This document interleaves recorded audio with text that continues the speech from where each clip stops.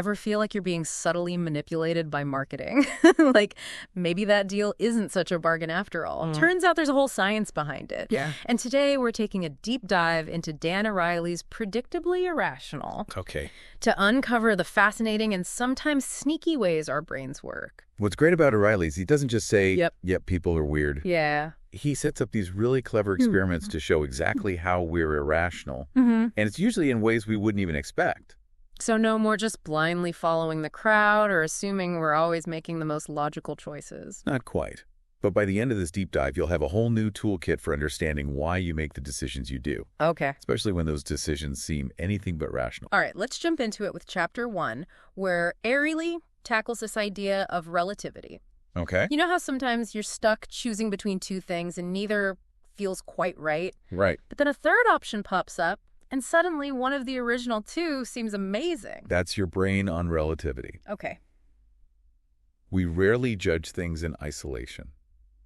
Think about the example Ariely gives with the Economist subscriptions. Okay. They offered a print-only option for a certain price, Okay. then a print and digital option for a higher price. All right. Most people, when presented with just those two choices, went for the cheaper print-only option. Makes sense, right? Who needs more digital clutter these days? Exactly.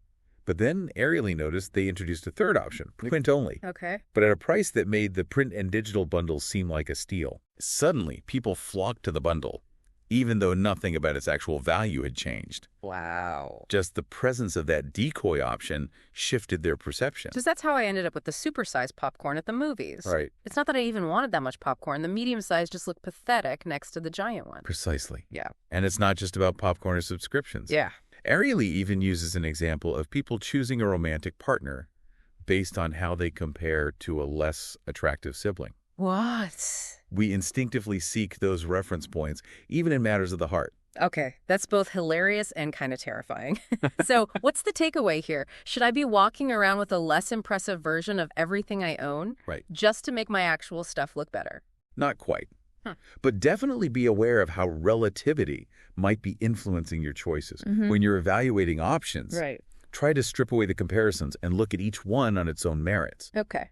Are you genuinely interested in that product or service, or is it just the context making it seem more appealing? It's like those before and after photos, where the before lighting is always terrible on purpose. Yeah. All right, on to Chapter 2, where Ariely tackles something even more fundamental, supply and demand. Right. Now, I always thought this was like the bedrock of economics, right? You'd think so. But Ariely challenges that assumption, arguing that our initial impressions of a product's price, Okay. what he calls anchors, Right. can be far more influential than we realize. Okay, I need an example here. Anchors make me think of boats, not pricing. Think about it like this. Remember those Tahitian black pearls nobody wanted? Yeah. They were practically worthless until some clever marketing created an association with luxury and high value, essentially setting a high price anchor. So it's like creating a story around something to make it seem more desirable. Exactly. And once that anchor is set, it's hard to break free from its influence. He even conducted an experiment Okay. where he had students write down their social security numbers, What? then ask them to bid on items in an auction. Wait, what do social security numbers have to do with bidding on like a toaster or something? Absolutely nothing. But here's the thing. Okay. Those who wrote down higher social security numbers ended up bidding significantly more for the items. Wow. Their perception of value was influenced by a completely arbitrary anchor. So it's like our brains latch on to the first piece of information we get. Yeah. Even if it's totally irrelevant. Right. And use that to judge everything that comes after. Yeah. That's kind of scary. It is, and it happens more often than we realize. Think about it. Okay. You see a pair of shoes for $500, then a sale for $200. Yeah. It sounds like a deal, right? Right. But what if the true value of those shoes is actually closer to $100? Yeah. That initial $500 anchor has already skewed your perception. Okay. I am never looking at price tags the same way again. Right. I'm already feeling like a savvier shopper. Which brings us to Chapter 3, and everyone's favorite word. Yes. Free. Ah, yes. Free. Yeah. The magic word that can make even the most rational person throw their wallet out the window. Right. But as Ariely points out, Yeah. free isn't just a price point. It's an emotional trigger that can completely hijack our decision-making process. Okay. I've definitely fallen for the allure of free before. Like, who hasn't grabbed something just because it was a freebie? Right. But what's really going on in our brains when we see that magical word? Ariely argues that it triggers a sense of loss aversion. We become so fixated on the idea of getting something for nothing that we overlook the potential downsides or hidden costs. So it's like that feeling of, I have to get this deal, Yes. even if I don't even need it. Exactly. And businesses know this, of course. Oh, yeah. Think about Amazon's free e-shipping offer. Yes. It's a prime example of how companies leverage this principle to drive sales, Right. even if it means we end up spending more overall. Yeah, I've definitely been there adding random things to my cart just to hit that free shipping threshold. So what's the solution? Right. Should I just avoid anything labeled free from now on? It's less about avoiding free altogether and more about taking a beat to assess the situation rationally. Okay. Are you actually getting a good deal? Right. Or are you being lured in by the allure of something for nothing? Yeah. Could you get a better value elsewhere by paying a little more upfront? It's like that saying, there's no such thing as a free lunch. Or in this case, free shipping. Right. Okay, next up is chapter 4, where things get a little more social. Okay. We're diving into the world of social norms and how they can completely upend the rules of traditional economics. Okay. We've all heard the saying, you can't put a price on friendship, right? It's a nice sentiment, but Yeah. as Ariely points out, Right. the line between social exchanges and market exchanges can get surprisingly blurry. Okay. He argues that we essentially live in two different worlds, Yeah. one governed by social norms like favors, gifts, and goodwill, Right. and another governed by market norms of transactions and payments. And mixing the two can get messy fast. Precisely. He illustrates this with an example of how people are often willing to work harder for a cause they believe in than they would for a small payment. Right. The motivation shifts from a transactional exchange to a social one, tapping into a different kind of reward system. It's like the difference between helping a friend move because you genuinely want to versus doing it for a measly $20 and feeling kind of resentful the whole time. Exactly. But then he contrasts that with the daycare example, Okay. where a daycare center tried to curb late pickups by imposing a fine. Okay. You'd think that would work, right? Makes sense. Time is money after all. You'd think so, but the opposite happened.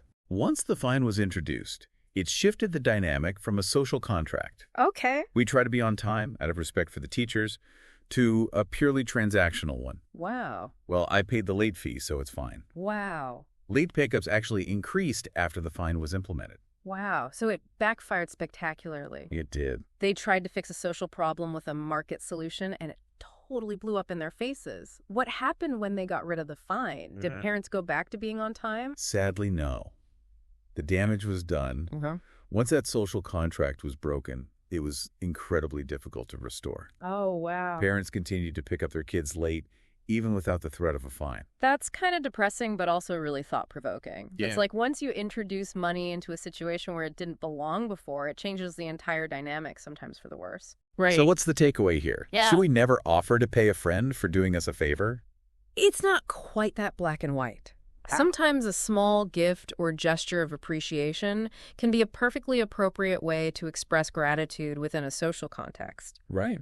The key is to be mindful of the potential consequences of mixing social and market norms. Okay. Before you slap a price tag on something, ask yourself, am I potentially undermining a social dynamic here? Could this be better handled with a simple thank you or a reciprocal act of kindness? It's about understanding the unspoken rules of the game and knowing when it's appropriate to play by those rules versus when you're actually allowed to bend them a little. Precisely. And speaking of bending the rules, Okay. things are about to get a little steamy as we move on to Chapter 5 and the influence of arousal on decision-making. Okay, things are definitely about to get interesting. We're talking about the birds and the bees, right? Well, sort of.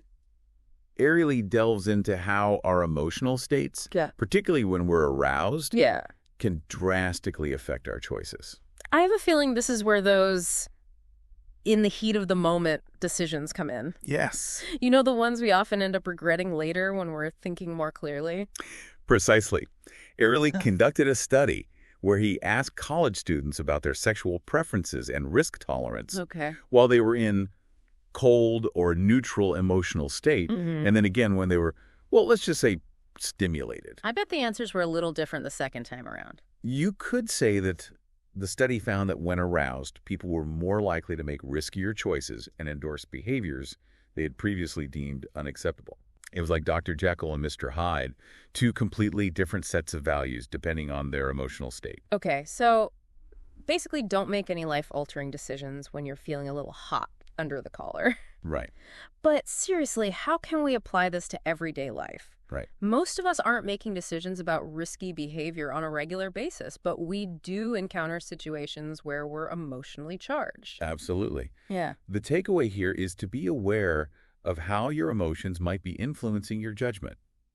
If you're feeling angry, stressed, or overly excited, try to create some distance between the emotion and the decision. Right. Take some time to cool down, think things through rationally. Okay. Maybe sleep on it before making any big commitments. It's like that saying, don't make promises when you're happy, and don't make decisions when you're angry.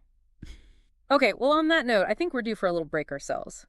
Join us in part 2 of this deep dive as we continue to unravel the mysteries of our predictably irrational minds. Welcome back. We left off talking about those heat-of-the-moment decisions. Right. The kind where our emotions might be driving the car a little too fast. And I think we can all relate to that, right? But Ariely doesn't just point out the problem. Right. He offers some really practical solutions, too. One that really resonated with me was this idea of pre-commitment. Yeah. As a way to outsmart our future, potentially irrational selves.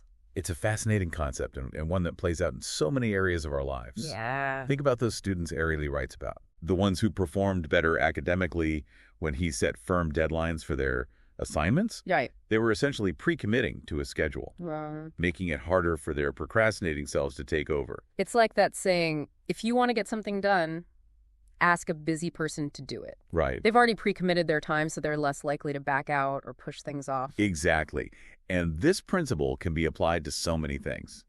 Want to save more money? Right. Set up an automatic transfer from your checking account to your savings account each month. Okay. Trying to eat healthier meal prep on Sundays so you're not tempted by takeout during the week. It's all about creating those systems that make it easier to stick to our goals, even when willpower starts to dwindle. Yes. Which, let's face it, it inevitably does. It does indeed. Yeah. Now, shifting gears a bit. Let's talk about another one of Ariely's intriguing and often counterintuitive insights. Okay. The power of price. Okay. Now, you'd think we all understand the basics of price, right? Yeah. Seems pretty straightforward. Not so fast. Yeah. Ariely throws a wrench in the works by demonstrating how price can act as a powerful placebo. Right. Impacting not just our perception of value, but even our physical experiences. Okay, now I need an example. How can a price tag possibly change how something physically feels? Think about it this way. Yeah. Have you ever noticed how that expensive bottle of wine seems to taste better than the cheaper one? Right. Even if they're both Cabernet Sauvignon. I mean, maybe. But isn't that just because we expect more from something with a higher price tag? That's part of it, but there's a physiological component as well. Ariely cites studies where people who were given a placebo painkiller, but told it was very expensive, reported experiencing significantly more pain relief than those who were told it was cheap. Really? Their brains essentially tricked their bodies into feeling less pain. Wow. Simply because they believed the expensive pill would be more effective. So our brains are basically playing Jedi mind tricks on us. Right. Making us think something is better just because it costs more. Yes. That's both amazing and kind of unsettling. It is, and it highlights how powerful our expectations can be. It also makes you wonder how many other aspects of our lives are influenced by these subconscious associations. Right. Like maybe I shouldn't have cheaped out on that gym membership after all. Perhaps not. But on a more serious note, I think the key takeaway here is to be aware of this tendency and try to approach our purchasing decisions with a healthy dose of skepticism. Right. Just because something has a hefty price tag doesn't necessarily mean it's superior. So do your research, compare prices, and don't be afraid to question the hype. Now, on a completely different note, let's talk about something a little less tangible. Honesty. Right. Or more specifically, dishonesty. Ah, yes, the dark underbelly of human behavior. Yeah. Ariely doesn't shy away from this topic. In fact, he dives right in, exploring the conditions that make us more are less Yeah. likely to cheat. And I'm guessing it's not as simple as some people are good and some people are bad. Not at all. Ariely's research suggests that our capacity for dishonesty is surprisingly fluid and context-dependent. He found that we tend to be more dishonest when our actions are one step removed from cash. Okay, I need an example. What does one step removed from cash even mean? Think about those experiments he conducted with college students. Okay. When given the opportunity to cheat for tokens, they could later exchange for cash. Right. Students were far more likely to cheat than when they were cheating for cash directly. So it's like our brains have an easier time rationalizing dishonesty when it's less concrete, Right. less tangible. Yes. We can convince ourselves that taking those extra tokens isn't really stealing because it's not actual money. Precisely. Oh, And this has implications that extend far beyond cheating on a college campus. right. Think about corporate fraud, Blech. tax evasion, Yeah. even those little white lies we tell ourselves to justify our behavior. It's like that saying, the first cut is the deepest. Right. Once we start down that path of rationalizing dishonesty, right, even in small ways, Yeah. it becomes easier to justify bigger and bigger transgressions. It's a slippery slope, and one we need to be mindful of. So what's the solution? Should we all be walking around with stacks of cash instead of credit cards? It's not about completely abandoning modern conveniences, Right. but rather about cultivating a stronger awareness of our own vulnerabilities. Okay. We need to be mindful of those situations where we might be more likely to succumb to temptation and put safeguards in place to protect ourselves. So like maybe don't do your taxes late at night when you're tired and your willpower is shot. Exactly. Or if you're prone to impulse purchases, maybe leave the credit card at home when you go shopping. Exactly. It's about knowing yourself, knowing your triggers, and creating an environment that supports your best intentions. It's about being proactive rather than reactive when it comes to our own ethical behavior. Precisely. Now let's shift gears again and delve into a topic that's both fascinating and at times a bit disheartening: Okay. social influence. Oh, this is a big one. It is. We're talking peer pressure, keeping up with the Joneses, the whole shebang. Exactly. Ariely's research highlights just how profoundly our choices are shaped by the social world around us, Right. often without us even realizing it. Okay. I'm ready for some examples. Give me the juicy stuff.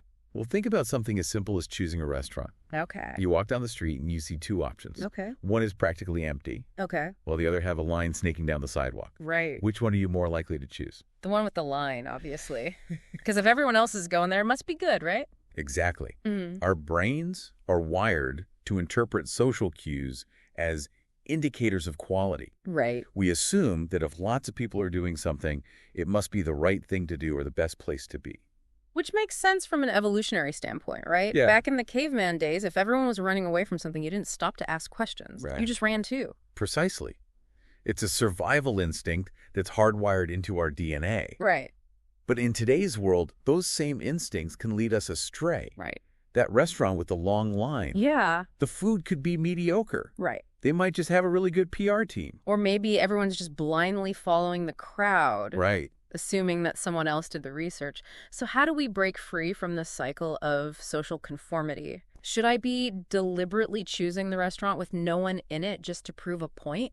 It's not about being contrarian for the sake of it. Okay. It's about developing a more critical lens through which to view the world around us. Okay. The next time you find yourself making a decision based on what everyone else is doing, Right. stop and ask yourself, am I genuinely interested in this, or am I just following the crowd? It's like that saying, if your friends all jumped off a bridge, would you jump too? Right. Okay, maybe that's a bit dramatic, but you get the point. I do, and I think it's an important one. It's so easy to get caught up in the momentum of the crowd, Right. to simply go with the flow. Yeah. But true freedom lies in making conscious, deliberate choices. Okay. Even and perhaps especially when those choices go against the grain. So be a trendsetter, not a follower. Okay, next up we're diving into the fascinating world of expectations and how they can shape our realities. Okay. And I'm not just talking about those self-fulfilling prophecies we always hear about, Right. but something much deeper. It's incredible, isn't it, how our expectations can influence not just our perceptions, but even our physiological experiences. Okay, you're going to have to elaborate on that one. How can simply expecting something to happen actually make it happen in the real world? Let me give you an example. Okay. Imagine you're at a wine tasting. Hmm. You're presented with 2 glasses of wine. Okay. One labeled as a cheap table wine, Okay. the other touted as a rare vintage. Okay.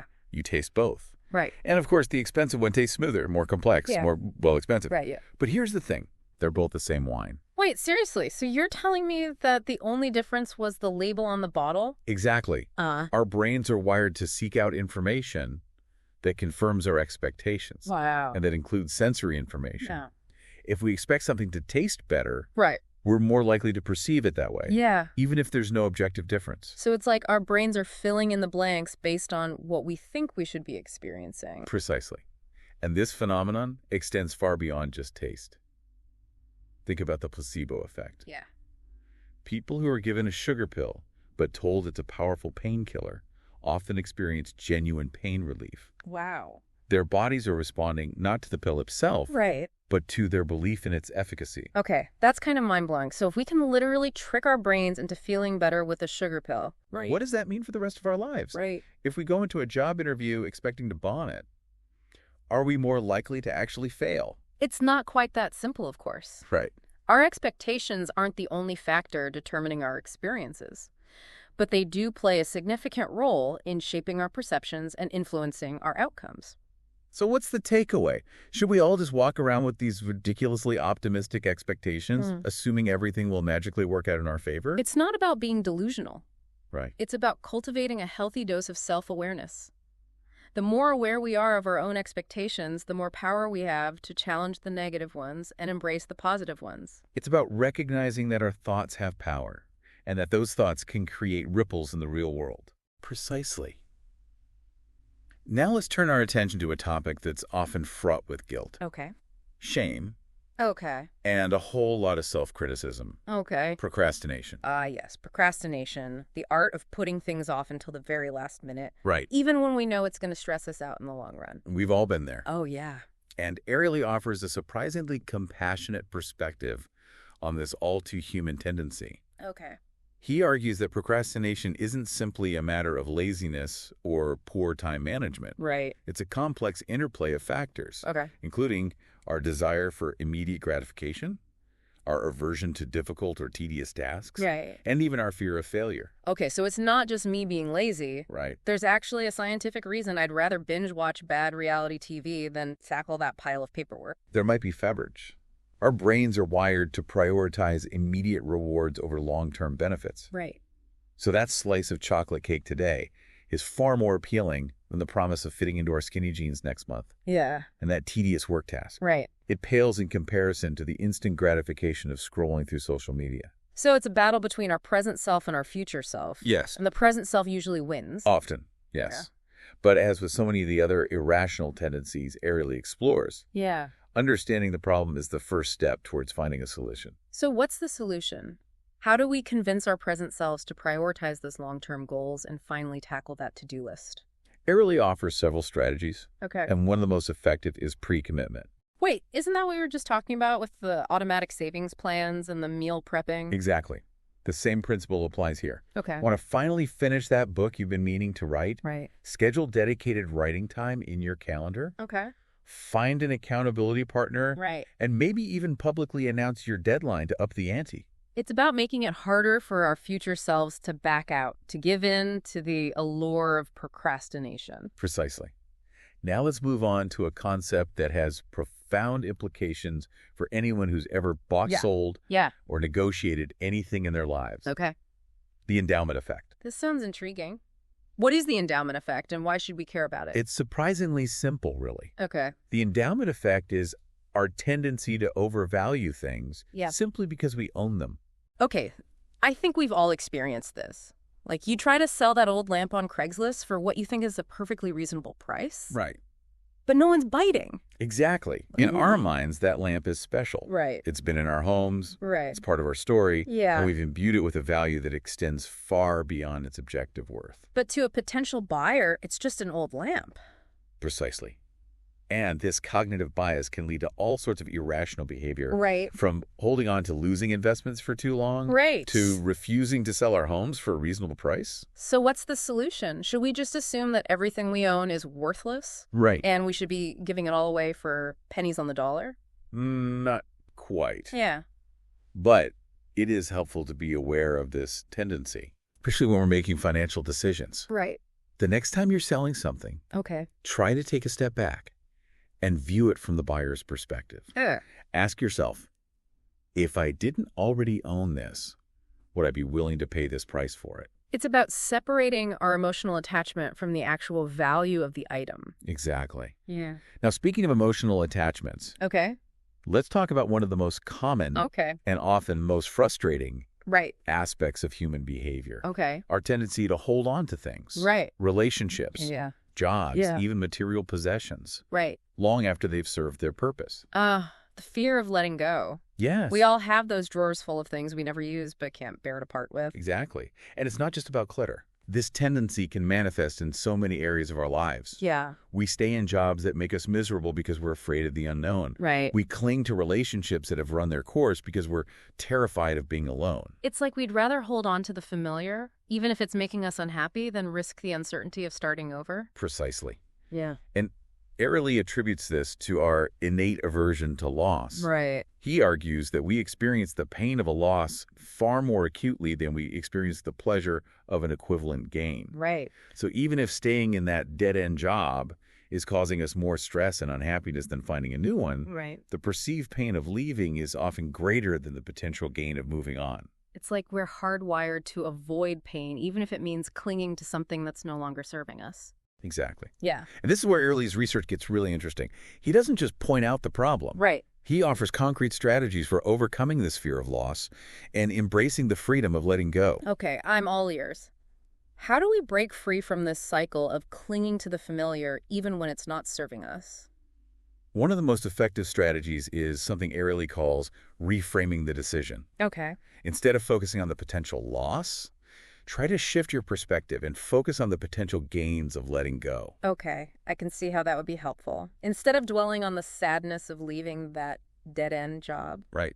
I could focus on the excitement of finding a new career path that truly ignites my passion. Precisely. Yeah. And it's not just about finding the silver lining. Right. It's about actively seeking out new information that supports the decision to let go. So I shouldn't just be dwelling on how much I'll miss my old coworkers. Right. I should be researching new companies, networking with people in my field, Exactly. and putting myself out there to explore those new possibilities. Exactly. It's about shifting your focus from the past to the future, Right. from the fear of loss to the excitement of possibility. Oh, okay. This is making me think about all those clothes I've been hoarding in my closet for years.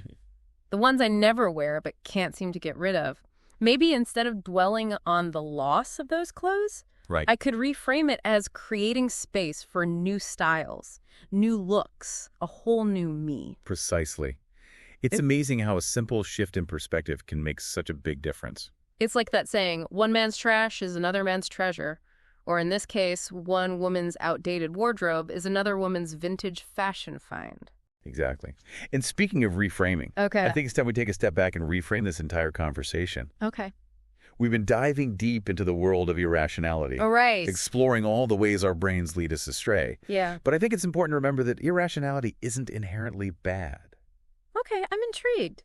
How can being irrational possibly be a good thing? Well, for starters, it's what makes us human. Okay. It's the source of our creativity, Okay. our spontaneity, Yeah. our ability to connect with others on an emotional level. So it's not about eradicating our irrationality altogether. Right. It's about understanding it, Right. embracing it, Yeah. and learning to harness its power for good. Precisely. Think about it. Okay. Some of the greatest inventions, the most beautiful works of art, the most inspiring acts of love and compassion, they all stemmed from a place of irrationality. Yeah. From a willingness to see the world differently, to Right. challenge the status quo, Yeah. to follow our hearts, even when it didn't make logical sense. So maybe being predictably irrational isn't such a bad thing after all. Right. Maybe it's what makes life interesting, Right. unpredictable, and ultimately worth living. Exactly. It's about finding that balance between our rational minds and our irrational hearts. Right. It's about embracing the messiness of the human experience and recognizing that sometimes the most illogical choices lead to the most extraordinary outcomes. And on that note, I think we've earned ourselves a little break.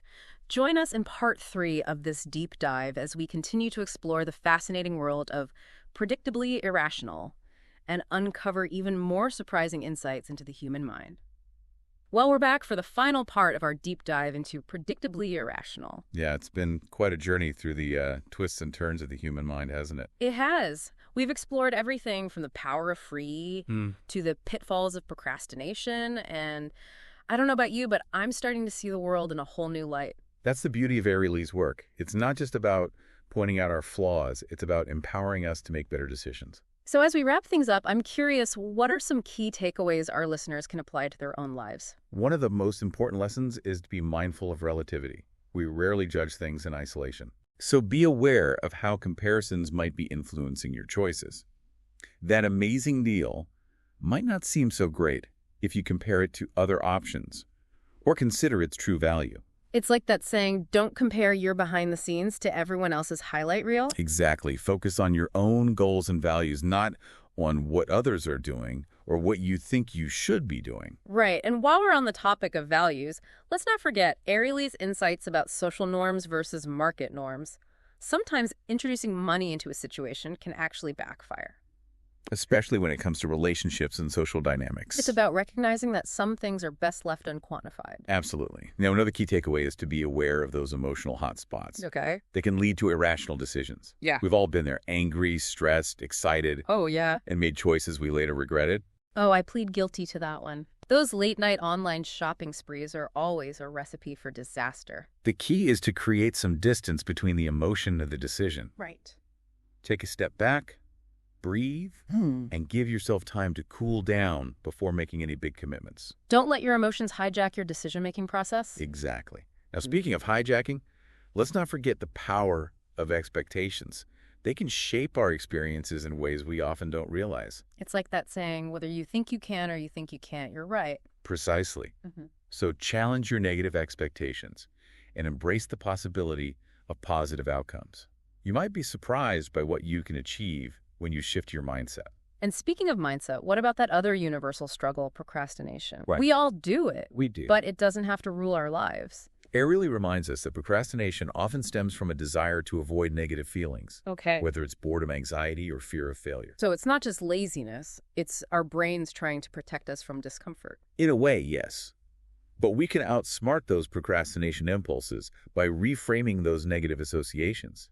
Instead of focusing on how tedious that task is, focus on the satisfaction of completing it, the relief of checking it off your to-do list. It's about shifting from a mindset of avoidance to a mindset of accomplishment. Exactly. Yeah. Now, another important concept to keep in mind is the endowment effect. Okay. Our tendency to overvalue things simply because we own them. That explains why it's so hard to part with things even if we never use them. It's a powerful bias, and it can lead to all sorts of irrational behavior, especially when it comes to financial decisions. So the next time we're selling something, we should try to see it through the buyer's eyes. Precisely.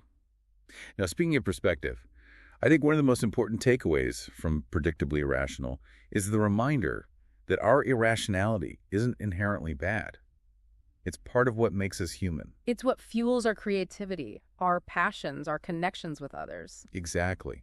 So instead of trying to eradicate our irrationality, let's learn to understand it, embrace it, and harness its power for good. It's about finding that sweet spot between logic and emotion, between planning and spontaneity, between predictability and surprise. It's about living a life that's both meaningful and unpredictable, both rational and a little bit wild. Well said. And on that note, I think it's time to wrap up this deep dive into Predictably Irrational. We hope you've enjoyed the journey and that you've gleaned some valuable insights along the way. Remember, the key is to use this knowledge to make more informed, more conscious, and ultimately more fulfilling choices. And to never underestimate the power and the potential of our predictably irrational minds. Until next time, keep questioning, keep exploring, and keep embracing the wonderfully weird world of human behavior. And that's a wrap on this episode of The Deep Dive. We'll see you next time for another deep dive into a new and fascinating topic.